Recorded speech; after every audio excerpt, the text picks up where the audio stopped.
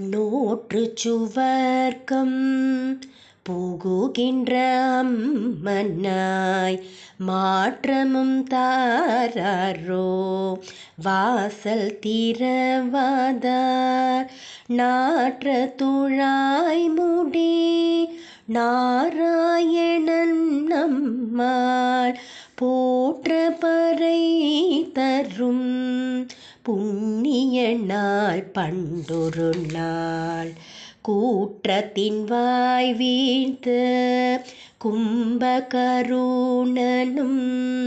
தோற்றும் உனக்கே பெருந்துயல் தான் தந்தானோ ஆற்ற அனந்தல் உடையாய் அருங்கலமே தேற்றமாய் வந்து திரவிலொரெம்பவாய். ராமகிருஷ்ணரி, இந்த 10வது பாசுரத்தில் ஆண்டாள் என்னன்னாக்கா எழுந்துக்கிற வரைக்கும் விடவே மாட்டேங்கிறா. அப்படி எழுப்புறா. அதில் வேறு நகைச்சுவையாக வேறு சொல்கிறா. என்ன சொல்கிறான்னா, யாராவது நல்லா தூங்கினா நம்ம என்ன சொல்லுவோம், சரியான கும்பகர்ணன் அப்படி சொல்ல மாட்டோம். அந்த மாதிரி இந்த பாசுரத்தில் சொல்கிறா. பல்லாயிரம் ஆண்டுகளுக்கு முன்பே சொன்ன ஜோக் இது. அதாவது நகைச்சுவை உணர்வு ஆயுளை அதிகரிக்கும், வாய்விட்டு சிரித்தால் நோய் விட்டு போகும் என்பார்கள். ஆண்டாள் நமக்கு திருப்பாவையின் மூலம் ஆயுள் விருத்தியை தந்திருக்கிறாள் அப்படின்னு சொல்லலாம். இந்த பாசுரத்தில் எப்படி வர்ணிக்கிறா அப்படின்னா, அதாவது தூங்கிறதையே அவள் எழுப்புறதையும் தூங்கிறதையும் சொல்கிறா.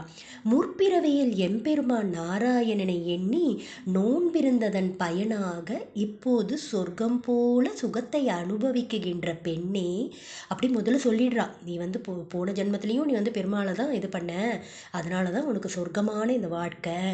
உன் இல்ல கதவை திறக்காவிட்டாலும் பரவாயில்லை, பேசவும் மாட்டாயோ. நறுமணம் வீசும் துளசியை தலையில் அணிந்த நாராயணனை நாம் போற்றி பாடினால் அவன் நம் நோன்புக்குரிய பலனை உடனே தருவான். முன்னொரு காலத்தில் கும்பகர்ணன் என்பவனை தூக்கத்திற்கு உதாரணமாக சொல்வார்கள். உன் தூக்கத்தை பார்த்தால் நீ அவனை தோற்கடித்து விடுவாய் போல தெரிகிறதே. அவ விடவே மாட்டேங்கிறா. அப்படி சொல்லி எழுப்புறா. சோம்பல் திலகமே, கிடைத்த தூக்கிய அணிகலனே, எந்த தடுமாற்றமும் இல்லாமல் கதவை திறந்து வெளியே வா அப்படின்னு சொல்லிட்டு நம்ம எல்லாரையும் எழுப்புறா. இந்த மார்கழி மாதத்தில் தினம் ஒரு பாசுரம் பாடி நாமும் நாராயணனுடைய திருநாமத்தையும் அவனுடைய திருவடியையும் பற்றுவோமாக. ராமகிருஷ்ண ஹரி.